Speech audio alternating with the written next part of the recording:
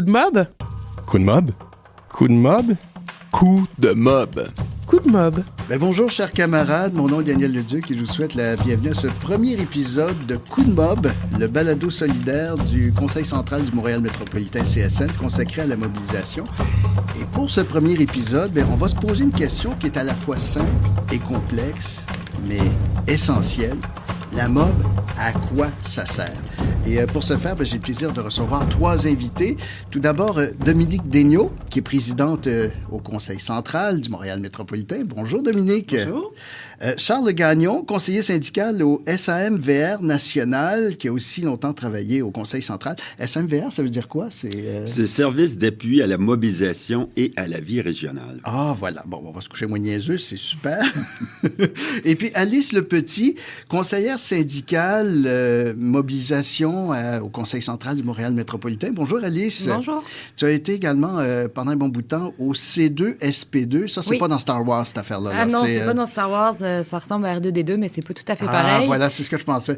C'est l'équipe, en fait, de la CSN là, qui travaille sur la négociation du secteur public. Donc, le C2SP2, dans le fond, c'est le comité de coordination des secteurs publics et parapublics. Puis, c'est une équipe qui se met en place là, dans le cadre de la négo avec différentes personnes là, de la CSN là, qui se mettent pour le temps de la négociation du secteur public. Là, il y a à la fois des gens qui sont aux communications, des gens à la mobilisation, puis des gens à la négociation là, dans cette équipe-là qui vont être dédiés à cette mission-là de négociation à chaque négo du secteur public. Excellent. Merci beaucoup, puis merci beaucoup d'être là. On casse la glace tout de suite. Alors, question à 100 $, ça sert à quoi, la mobilisation? Qui veut casser la glace? Je vais casser la glace. Casse la glace. Vas-y. La mobilisation, premièrement, ça sert à résister face au pouvoir, face justement aux inégalités de pouvoir. Ça sert aux gens qui ne détiennent pas justement ces leviers de pouvoir-là à se regrouper, puis à agir pour qu'il y ait moins d'exploitation, une réduction des inégalités, puis faire valoir leurs droits, puis se faire respecter. Grosso modo, là, c'est à ça que ça sert. Là. C'est quand même un bon défi, c'est un bon mandat. Ben oui, c'est un bon mandat, mais c'est le cœur du travail du Conseil central, la mobilisation. Oui, en fait, j'ai envie de dire aussi qu'il y a une mobilisation. Oui, effectivement, il y a ces éléments-là, mais je dirais qu'en termes organisationnels aussi, ça prend des formes différentes des luttes, Oui. en lien avec les luttes. Il y a les luttes sociales, puis en tout cas, nous, ce sur quoi on travaille le plus, et qu'on milite aussi, là, c'est des enjeux, évidemment, qui sont liés aux enjeux sociaux, mais aussi à la mobilisation dans des syndicats. En fait, le syndicat ou les syndicats ont un rapport de force. Souvent, il y a un rapport de force qui s'établit là, quand il y a une négociation, c'est-à-dire que l'employeur veut quelque chose, le syndicat veut avoir quelque chose, puis nous, on aide à ce que la négociation avance mieux, je dirais, parce que souvent, quand il n'y a pas de mobilisation, dans le cadre d'une négociation, je ne dis pas que ça arrive jamais, que ça avance pas la négociation, mais on dirait que ça avance plus vite quand il y a de la mobilisation. Puis, c'est ça. Oui, en fait, pour faire du pouce sur ce que viennent dire mes deux camarades, moi, je vois ça vraiment comme une réponse collective à la mobilisation. Déjà, il y a vraiment un aspect qui est collectif, là. Il y a... puis face à une situation injuste. Fait que dans un milieu de travail, ça va être une injustice qui est plus directement liée aux conditions de travail, puis qu'on essaie de régler dans le cadre d'une négociation. Mais des fois, c'est aussi hors négociation qu'on va essayer de régler des injustices dans un milieu de travail. Mais dans tous les cas, il y a un sentiment d'être dans une situation injuste, puis collectivement de donner une réponse à ça. C'est ça la mob, moi, que je vois. Puis en dehors des milieux de travail, c'est plus clair, là, on le sait, c'est se mobiliser contre un ordre établi injuste qui peut être le système économique, une loi, une institution, un gouvernement, mais dans tous les cas, il y a cet aspect à la fois collectif pour moi, puis cet aspect, effectivement, injustice dont parlait Dominique. Mais ça se prépare. Comment ça se prépare? Parce que ça doit être tough, là. Je veux dire, il doit y avoir des syndicats où la mobilisation, ça va super bien. L'employeur est tellement chiant qu'il suscite la mobilisation. Puis il doit y en avoir d'autres également, d'autres types de syndicats, d'autres types de membership où c'est plutôt le confort et l'indifférence. Comment ça se prépare, une mobilisation? Mais en fait, oui, il y a ces deux grands... évidemment, il y a des trucs à l'intérieur, mais effectivement, il y a ces deux grands pôles, si on peut dire, où c'est qu'il va y avoir des employeurs qui sont plus gentils, si on peut dire, là, plus à l'écoute, je ne cacherai pas que la mobilisation est plus difficile dans ce cadre-là. Quand on arrive avec un employeur qui est plus hargneux, mettons, ou plus dominateur, ou plus... ben là, la mobilisation est un peu plus facile. D'ailleurs, souvent, entre nous, pas juste entre nous, mais souvent, on va dire que le meilleur mobilisateur, c'est l'employeur. Ah ah! C'est oui. bon, ça. Ben, c'est un paradoxe, là, peut-être, mais... puis, on dit pas ça pour que on veut pas donner nos trucs, là, aux employeurs, évidemment, mais... Ça reste quand même eux autres qui sont pas mal les meilleurs mobilisateurs. Ils sont meilleurs que nous autres, souvent, dans des... nous, on encadre le truc, ben, on aide à encadrer le truc, mais celui qui va réussir à mobiliser le plus, c'est le patron. Puis quand il arrive et qu'il fait des trucs qui sont... qui justement... que les gens trouvent injustes, on parlait d'injustice tout à l'heure, ben ça fait beaucoup réagir et ça aide beaucoup à monter une mobilisation, là. Puis on peut le voir autant au niveau du gouvernement. Des fois, le gouvernement, on l'a vu dans le passé, dans des négociations du secteur public. On a vu des personnes, par exemple, au Conseil du Trésor, comme Monique Jérôme Forgette, qui était extrêmement arrogante, ou Martin Coiteux, qui était aussi très arrogant. Et ça aide à mobiliser les gens, là. Les genres de comportements que ces gens-là peuvent avoir. Puis évidemment, ça, c'est une grosse négociation, mais dans des plus petites négociations aussi, on retrouve des fois ces comportements-là. Puis ça aide à la mobilisation, c'est clair, là. Oui. Mais je ferai du pouce là-dessus. Puis je pense à un autre élément qui est important dans la mobilisation, c'est le sentiment de pouvoir faire une différence par des gestes. Souvent, les membres, des fois, ils ont de l'apathie parce que soit ils ressentent pas encore la frustration, ou ils trouvent que leur employeur est sympathique, ou ils réalisent pas que leurs conditions de travail pourraient être améliorées. Fait que ça, c'est un élément. Puis effectivement, quand l'employeur commence à réagir de différentes façons, il va nous faciliter la tâche, entre guillemets.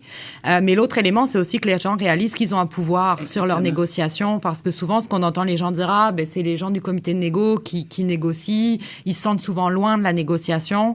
Puis un des défis qu'on a à la mobilisation, c'est souvent, on dit rapprocher la négo du terrain, c'est-à-dire que les gens comprennent que la négo, c'est pas juste avec le comité de négo, mais c'est tout ce qu'ils vont faire sur le terrain qui va faire toute une différence là pour le rapport de force et le comité de négo. Fait qu'un des éléments, moi, je trouve le plus important de notre travail, c'est de faire comprendre aux gens qu'ils et elles ont du pouvoir sur leurs négociations, puis que ça commence par des tout petits gestes qui peuvent paraître anodins, puis tranquillement, pas vite, on peut bâtir des actions plus intenses à partir de ça, mais ça commence par des petits gestes, et c'est par les petits gestes que les gens vont réaliser qu'ils ont du pouvoir, puis qu'ils sont capables de déranger l'employeur ou de faire une différence à la table de négociation.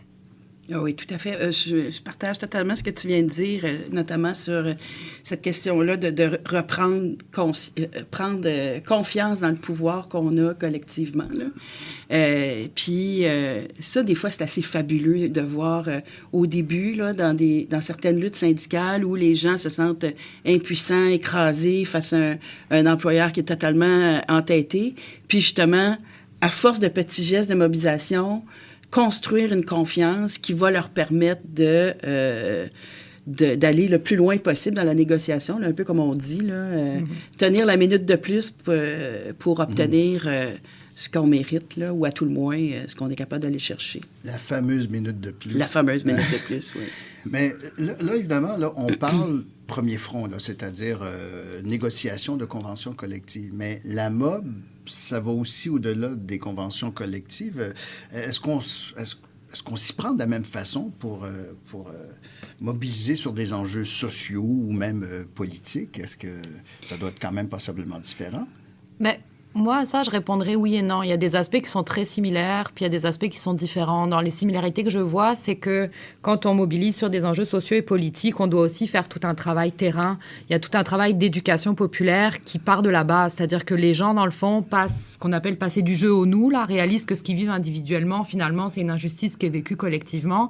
Puis là, ils décident de s'organiser ensemble et de se mobiliser, et puis de développer un mouvement social avec différentes actions. Ça, je trouve que c'est très similaire dans le milieu syndical. C'est-à-dire que quand on commence la MOB, on commence par des tournées, on commence par aller parler aux membres sur le terrain, puis on essaie de faire en sorte que les gens réalisent qu'ils font partie d'un même milieu de travail, puis qu'ils gagnent à s'organiser ensemble, finalement. Fait que ça, c'est une similarité.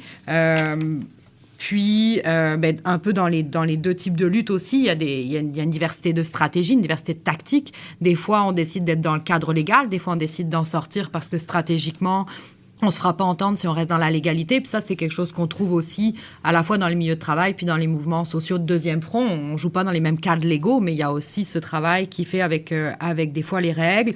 Dans les différences que je vois, une des principales, c'est que dans le milieu syndical, les gens n'ont pas tous choisi d'être syndiqués. Parce que ils sont syndiqués parce que leur milieu de travail est syndiqué, puis il y a des personnes qui sont convaincues de la pertinence d'être syndiquées, mais il y en a d'autres qui sont à convaincre. Donc, toute une partie du travail qu'on a à faire, c'est aussi de faire de l'éducation syndicale, c'est-à-dire d'expliquer aux gens que, effectivement, la loi Rent fait que quand tu es dans un milieu de travail qui est syndiqué, 100% des employés sont syndiqués, puis que c'est pour protéger des droits, etc. Mais il y a des personnes pour qui il faut faire un peu cette éducation syndicale-là pour qu'elles se mobilisent, alors que dans les mouvements sociaux, par définition, les gens qui militent, c'est quand même du monde, généralement, qui sont déjà sensibilisés à la cause, sinon elles ne seraient pas partie prenante du mouvement social. Fait que c'est pas le même genre de défi, je trouve, en termes de mobilisation, parce qu'on a déjà une fibre militante qui est plus claire dans les mouvements sociaux, alors que dans le milieu syndical, des fois, on a une certaine apathie à combattre. Puis dans certains milieux de travail, les gens le savent, là, pourquoi ils sont syndiqués. Là, je suis pas en train de dire que c'est comme ça, mur à mur, mais dans certains milieux, il faut effectivement réexpliquer un peu pourquoi les gens sont syndiqués, puis c'est quoi la pertinence pour protéger les droits des travailleurs et travailleuses. Bien, puis je dirais qu'on a un autre défi à relever aussi là, pour la mobilisation dans nos syndicats pour des causes sociales, politiques, comme par exemple en ce moment la campagne vraiment publique sur le système de santé et des services sociaux. C'est celui de démontrer que les enjeux sociaux et politiques te concernent aussi. Parce que tu as beau négocier les meilleures conventions collectives pour ton milieu de travail, si à l'extérieur, tu es obligé que ça te coûte les yeux de la tête pour te faire soigner, pour envoyer tes enfants à l'école, pour te loger, etc., ça n'améliore pas nécessairement tes conditions de vie de manière générale. Fait que c'est de démontrer aussi qu'il y a un lien entre... puis tu parlais de passer du je au nous, mais il y a aussi un je au nous socialement. Il y a des enjeux, qu'on soit syndiqué ou pas, on partage les mêmes intérêts, puis c'est important de pouvoir le démontrer. Puis l'éducation populaire dont parlait Alice est à ce niveau-là très, très, très importante. Là. C'est pour ça que dans plusieurs campagnes, on va faire des tournées des syndicats là, pour parler des enjeux, puis entendre ce que les gens ont à dire, puis aussi amener des informations supplémentaires. Donc, c'est de passer de l'individuel au collectif. Exactement. Techniquement, c'est assez différent en termes de comment fonctionner par rapport à ces deux types de mobilisation-là. Tu sais, dans le cadre d'une négociation avec un syndicat et un employeur, on est dans un espace, on est dans une micro-société. C'est-à-dire qu'on peut avoir 200 personnes ou 200 membres, si vous voulez, là, 200 personnes, ou 500, ou 10, ou 2000. On est dans une micro-société où c'est que je trouve qu'on a beaucoup plus de facilité à réussir à communiquer avec les gens. Ce qui n'est pas la même chose quand c'est un enjeu social. Quand c'est un enjeu social, là, ce qu'on recherche, c'est pas les 200-300 personnes. Ce qu'on recherche, c'est essayer d'avoir un écho auprès de l'opinion publique. C'est la manière dont les gens pensent qu'on cherche à faire comprendre des choses. Fait que puis souvent, quand on fait quand on est sur des enjeux sociaux aussi, on est en coalition. Et c'est une bonne chose qu'on soit en coalition, mais ça demande aussi un travail diplomatique qui est correct, mais qui, les gens ont pas tous, les groupes ont pas tous les mêmes conditions, enjeux, ont pas le même poids, ont pas le même la même énergie des fois aussi à mettre sur certains enjeux. Fait que c'est un grand travail qui est passionnant, là, tu sais, mais ça demande beaucoup, beaucoup de travail et on n'est jamais totalement sûr, à part certaines luttes que je vois là dans le passé, où c'est que là, c'était semblé assez clair en termes d'opinion publique, comment est-ce qu'on avait, entre guillemets, réussi à atteindre des buts, mais des fois, c'est pas clair. C'est pas si clair, des fois, c'est moins tranché, fait que ça m'apparaît comme étant un enjeu, c'est beaucoup plus difficile, il me semble, tout aussi passionnant, mais tu sais, beaucoup plus difficile à ce niveau-là, la mobilisation. Puis on a un peu moins c'est plus difficile de faire le tour puis de dire à tout le monde, ben, comme par exemple, supposons on va faire une assemblée de cuisine ou on va faire une assemblée générale avec nos membres dans un syndicat pour expliquer qu'est-ce qu'on pense qui est... comment est-ce qu'on devrait, en tout cas, de parler avec les gens, ce qu'on n'arrive pas nécessairement à faire avec la société civile. Là. On va le faire entre nos groupes, mais on ne pourra pas le faire nécessairement avec la société civile. C'est plus des messages qu'on peut envoyer par des gestes que vraiment réussir à parler 1 à 1 ou 1 à 10 avec des personnes. Fait que c'est beaucoup plus difficile. Il n'y a pas deux mobs qui sont pareils, finalement. Effectivement, effectivement. Ben, vous écoutez Coup de mob, le balado solidaire du Conseil central du Montréal métropolitain CSN consacré à la mobilisation. On revient dans un instant.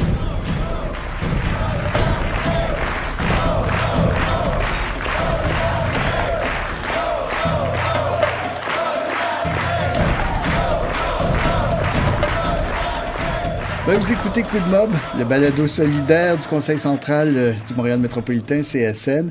Et je suis en compagnie de Dominique Daigneault, président du Conseil central du Montréal métropolitain, Charles Gagnon, conseiller syndical au SAMVR national, si j'ai bien appris ma leçon, le service d'appui à la mobilisation et la vie régionale. Bravo. Ouais, t'es trop fin. Merci.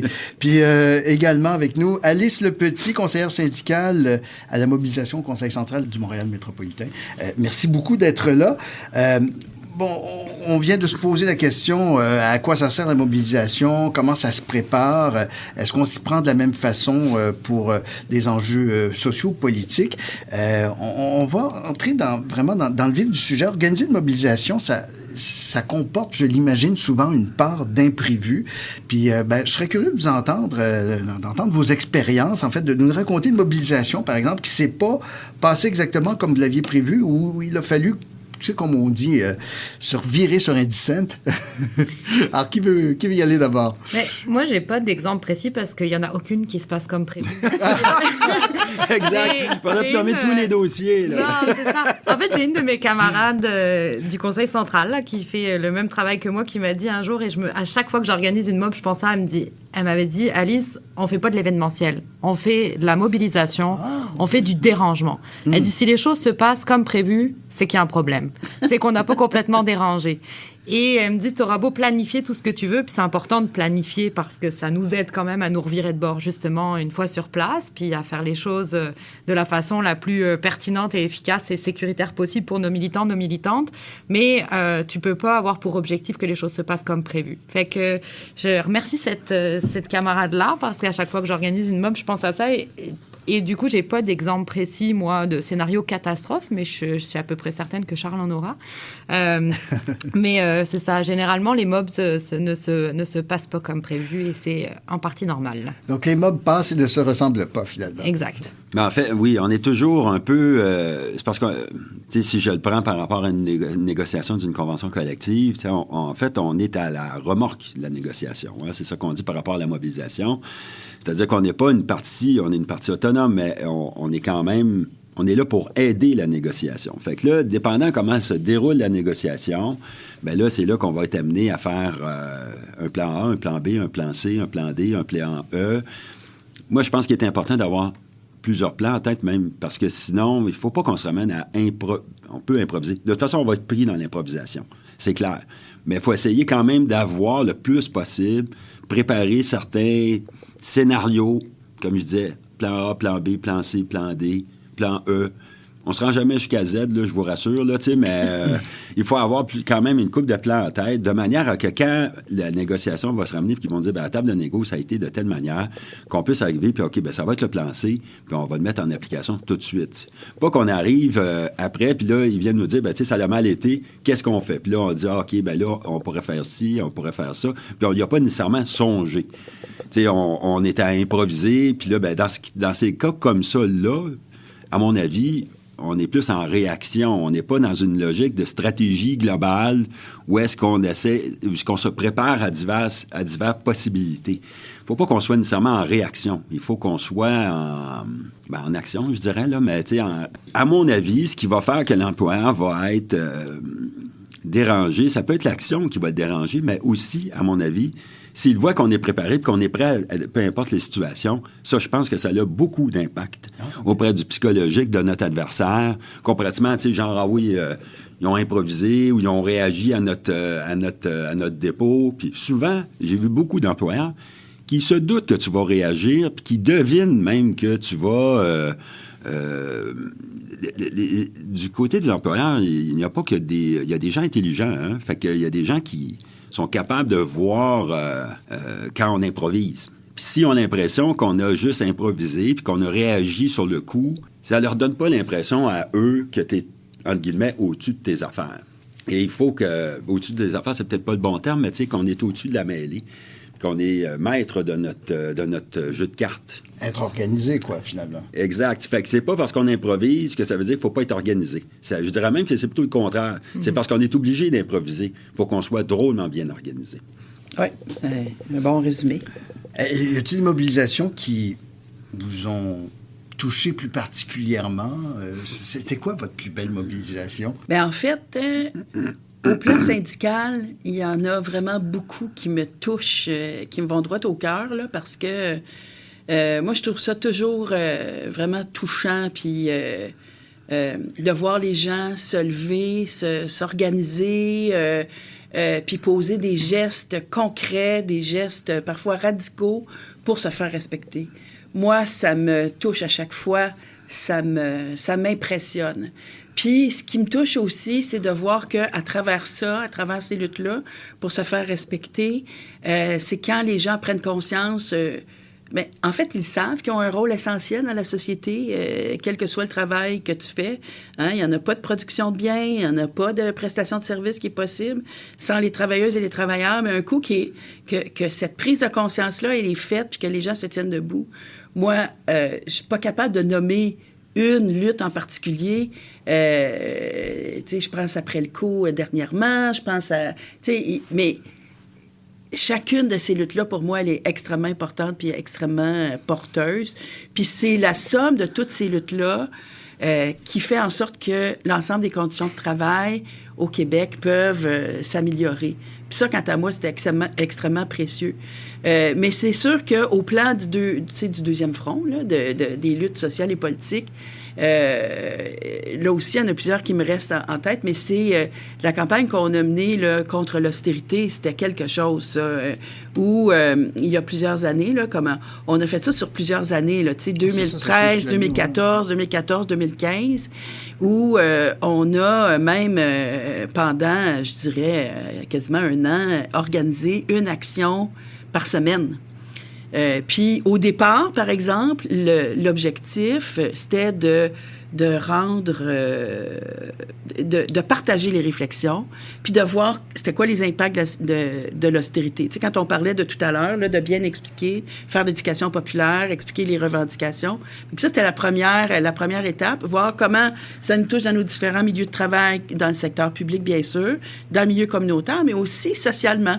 Pourquoi il faut faire la lutte à l'austérité? Fait que, puis il y a des gens qui, au début, étaient très insécures de faire signer même des pétitions dans le métro ou de distribuer des tracts. Puis à la fin, qui étaient les premières personnes sur la ligne de front pour aller occuper différentes institutions financières ou etc. Fait que ça a été extrêmement marquant pour moi. Puis ce qui a été marquant aussi, c'est que... on a vécu en 2015 un 1er mai extraordinaire où le quartier des affaires a été complètement paralysé parce que on avait mené une série d'occupations, de manifestations. C'était, pour reprendre ce dont on discutait tout à l'heure, là, c'était très bien organisé, mais évidemment, ça a demandé beaucoup d'improvisation pour qu'on puisse tenir le plan de match puis atteindre nos objectifs. Fait que ça a été quelque chose de vraiment important. Pour moi, ça va rester gravé dans ma mémoire quand on a bloqué le quartier des affaires. Puis aussi le fait qu'on ait réussi à mettre dans l'opinion publique la nécessité de lutter contre l'austérité. Parce que ça aussi, tu sais, nos luttes sociales, quand on les mène, on les mène pour que les choses changent en profondeur aussi. Fait que ça, fait qu'au plan... Fait que ça, c'est pour les luttes syndicales et les luttes plus sociales et politiques. Ah non, puis on voit que tu en parles avec encore beaucoup d'émotion. Ah oui, là. oui, tout à fait, tout à fait. Alice? Oui, ben moi, peut-être, je trouve ça aussi difficile de mettre en avant une mobilisation, une lutte, mais un des trucs qui me marque, puis ça marche à la fois pour les luttes dans nos milieux de travail, puis dans les luttes sociales plus globales, c'est quand les luttes qui sont menées, au-delà de ce qu'elles permettent d'atteindre comme gain tangible, comme, mettons, le retrait d'un projet de loi ou un gain dans la convention collective, c'est, pour moi, un des éléments majeurs qui est plus invisible, c'est la solidarité que ça crée entre les membres du groupe. Puis je l'ai vu dans des milieux de travail, mettons, je peux prendre l'exemple de l'hôtellerie avec qui j'ai eu la chance de travailler cet été. Il y a certains endroits où les préposés aux chambres, c'est vraiment elles qui avaient des enjeux dans la négociation de la convention collective, qui les touchaient directement dans leur travail, qui rejoignaient moi, par exemple, les personnes de la réception ou les personnes des cuisines. Et malgré tout, ils ont maintenu leur lutte, ils sont restés en grève et les gens sont restés mobilisés par solidarité pour qu'elles obtiennent des gains. On a vu ça aussi dans les CPE, on a vu ça dans différents milieux de travail.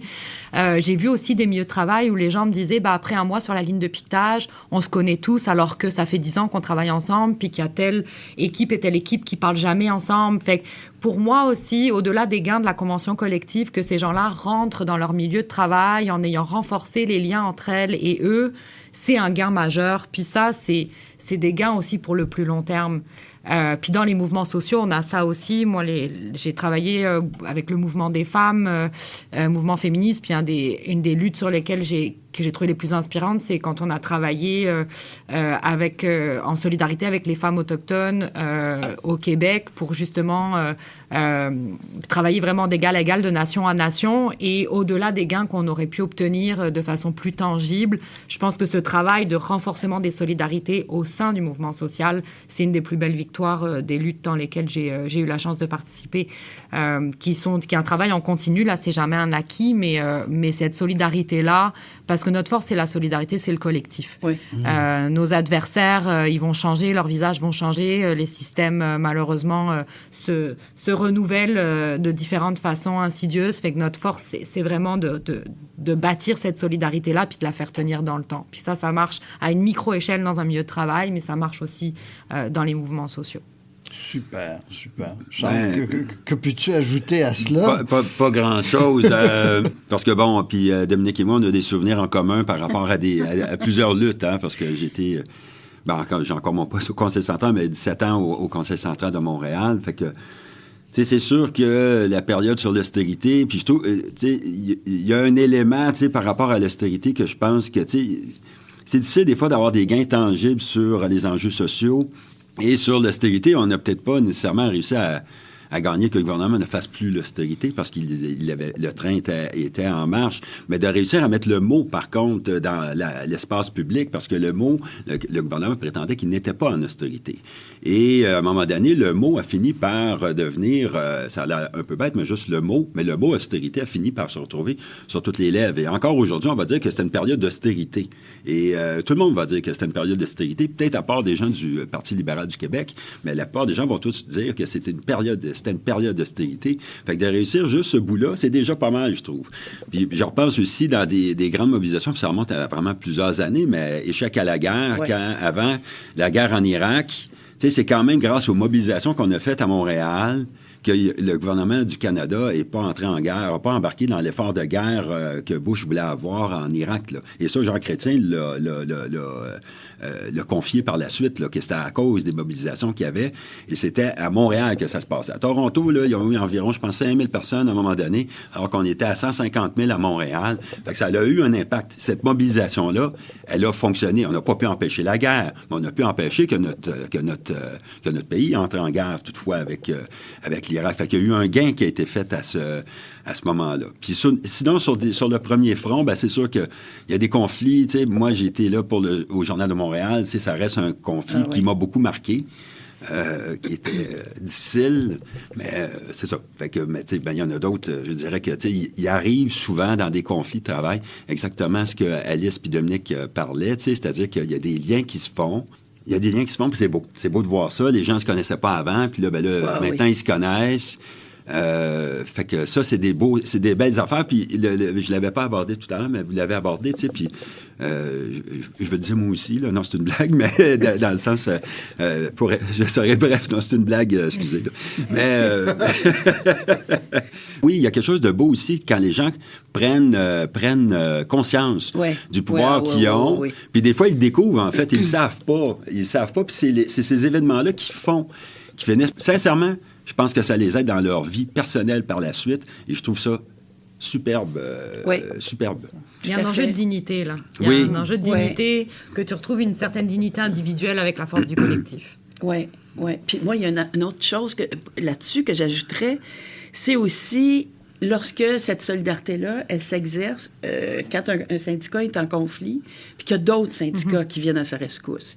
Il y a d'autres syndicats qui viennent appuyer la lutte. Puis ça, le fait de faire partie d'une centrale syndicale, ça permet ça, justement, d'instaurer des solidarités entre les syndiqués, peu importe le milieu de travail d'où ils viennent. Puis ça a un impact aussi sur le rapport de force. Un des beaux exemples aussi, là, j'en suis venue les larmes aux yeux, c'est quand les 6 employés de bureau de la presse étaient en conflit, puis que on a fait une action devant les bureaux de la presse et que il y a 300 militants, militantes de la CSN, puis du syndicat de Transco qui étaient en grève, qui sont débarqués en autobus pour venir les appuyer. Mais après ça, ça leur a donné le coup de pouce nécessaire pour pouvoir régler leur convention. Parce qu'au départ, là, si l'employeur il pensait que ces gens-là, ils étaient comme juste 6, donc, ils n'ont aucun rapport de force. C'est faux. C'est faux parce qu'il y a aussi d'autres mondes qui partagent ton indignation. Il y a d'autres mondes qui partagent ta volonté de te faire respecter, puis qui participent, qui descendent, qui vont t'appuyer sur un piquet de grève, qui vont t'appuyer dans une manifestation, qui vont t'appuyer dans... Ça, moi, je trouve ça extraordinaire. Puis c'est un exemple, justement, que cette solidarité-là, elle déborde les frontières de nos syndicats. Puis ça aussi, je trouve ça très beau pour réutiliser le qualificatif que tu as utilisé, là. Je trouve ça beau, moi, cette solidarité-là intersyndicale. Là. C'est très touchant ce que tu racontes. Ben, je pense qu'on peut s'entendre sur une chose, c'est sûr et certain, mobiliser, ça change le monde. Hein? Oui. Oui. Ben, je vous rappelle, vous écoutez Coup de Mob, le balado solidaire du Conseil central du Montréal métropolitain CSN consacré à la mobilisation. On fait une petite pause, puis on revient tout de suite.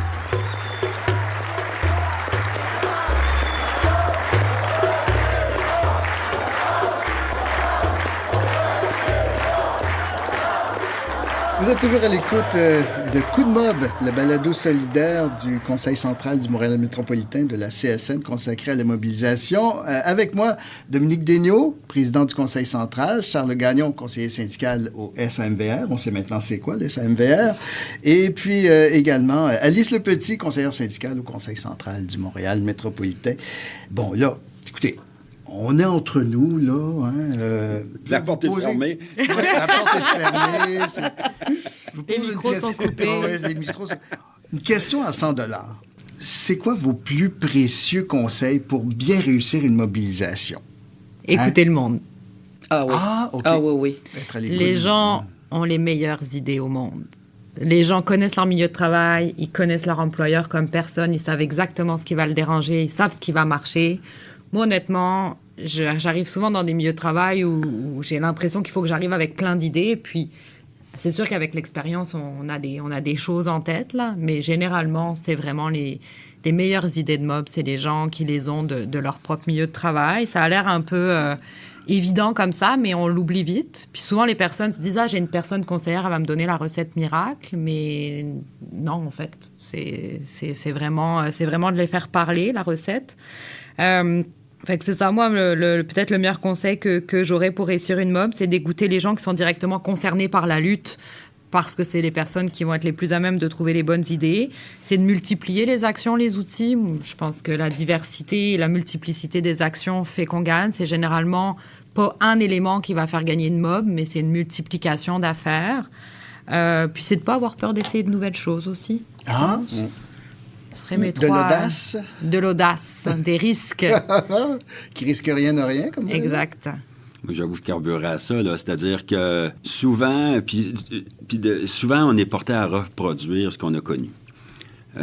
En termes de mobilisation, là, c'est pas rare. Là, tu sais, les gens, combien de fois j'ai entendu des gens dire « Ah oui, on a toujours, je sais pas trop... genre, les gens disent, ben, tu sais, quand il arrive tel truc à table de négociation, on a toujours fait porter un macaron. Non, on a toujours fait du piquetage devant les lieux de travail. Et ça fait... on a toujours fait ça. Moi, aussitôt j'entends, on a toujours fait ça. Je me dis, OK, ça peut être bien, mais ça peut aussi ne pas être bien.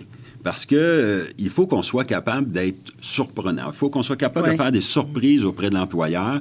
Et je trouve, des fois, que dans le milieu syndical, on a une culture qui est très, très forte.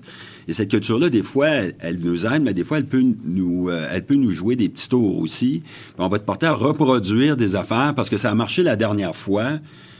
Ben, c'est pas parce que ça a marché la dernière fois que ça veut dire que ça va refonctionner cette fois-ci. Et c'est pas parce que ça a marché la dernière fois, puis la fois d'avant, que ça veut dire que cette fois-ci, ça va fonctionner. Et je trouve qu'on se retrouve souvent dans des situations où est-ce que les gens prennent pour acquis que comme ça s'est fait de la même manière les 3 dernières fois, ben on a juste à le reproduire la 4e fois et ça va donner les mêmes résultats. Mais il y a des gens de l'autre côté qui font des analyses. Puis eux autres aussi font des bilans. Puis ils se disent, ben tu sais, on s'est fait jouer le tour 3 fois, on se le fera pas jouer une 4e fois. Alors, il faut arriver à aller...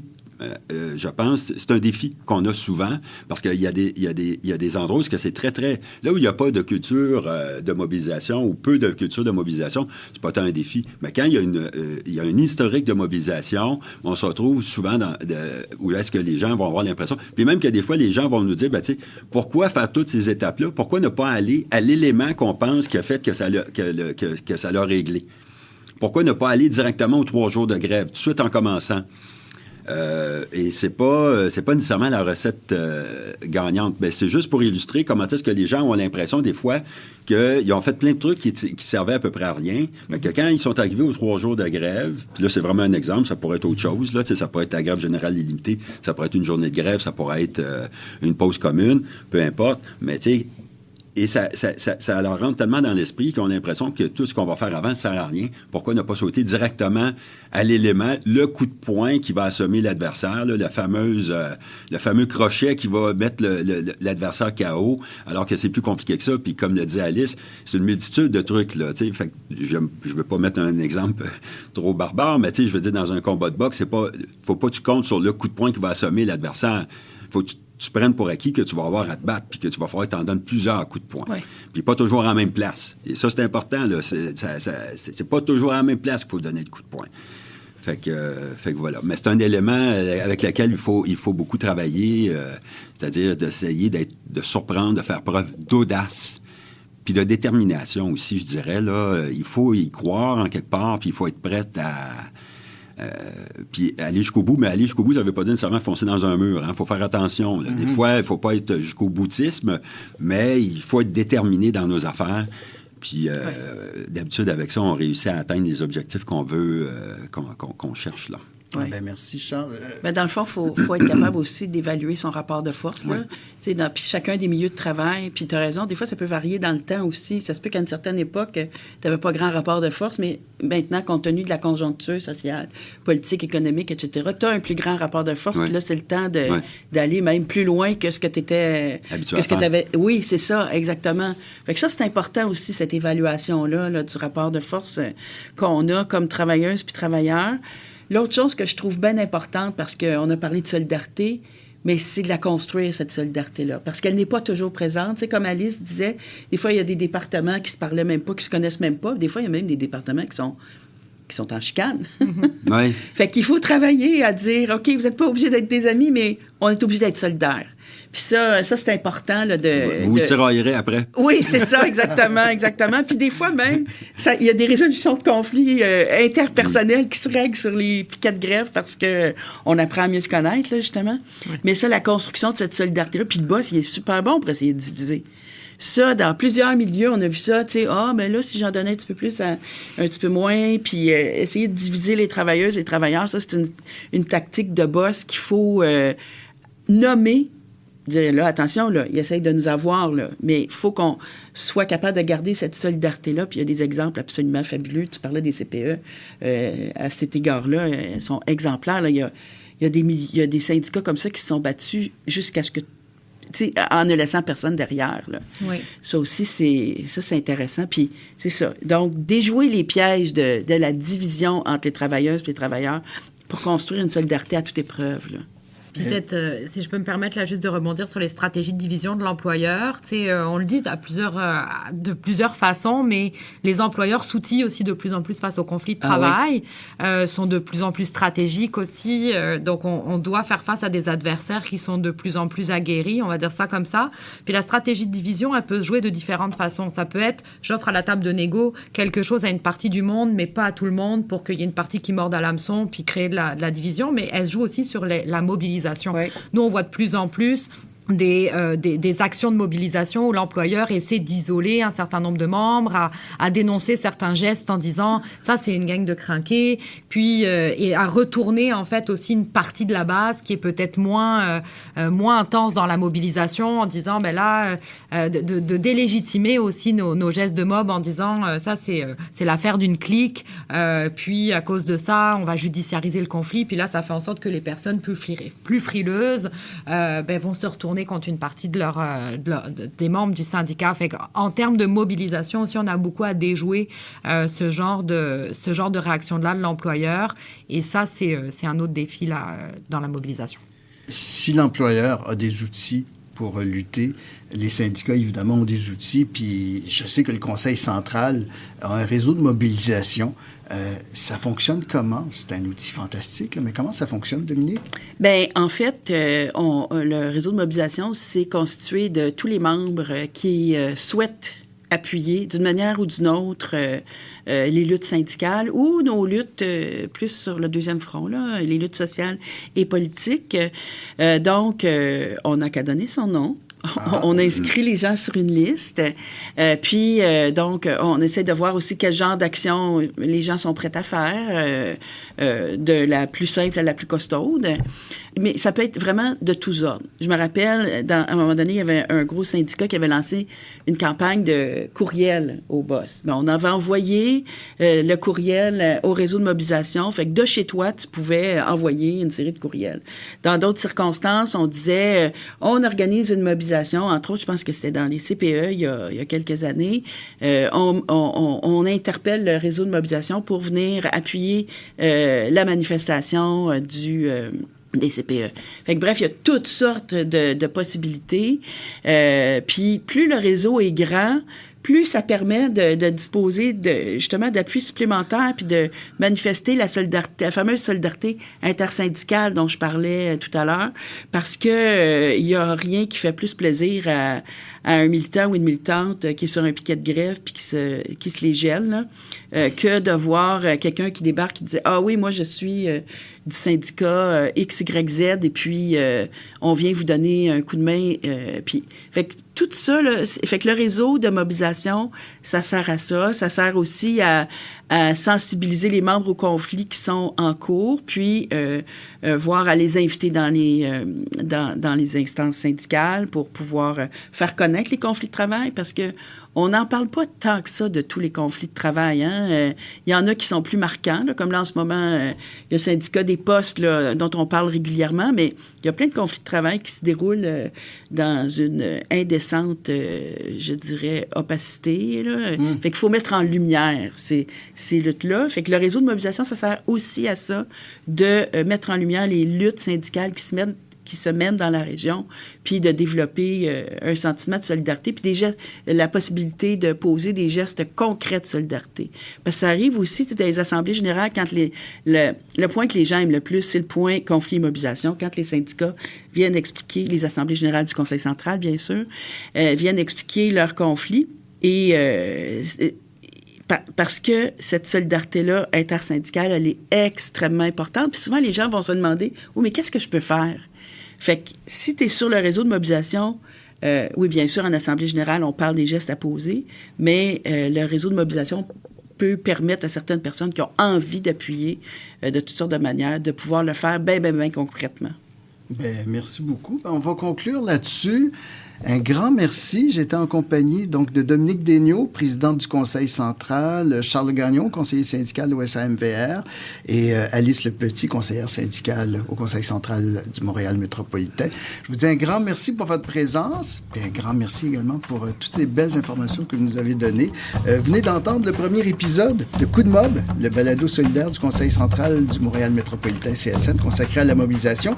Vous pouvez suivre ce balado en vous y abonnant via votre plateforme de balado préférée ou encore sur notre site web au www.ccmm, comme le Conseil central du Montréal métropolitain, _csn.qc.ca. Ici Daniel Leduc, merci pour votre écoute et à la prochaine. Coup de mob.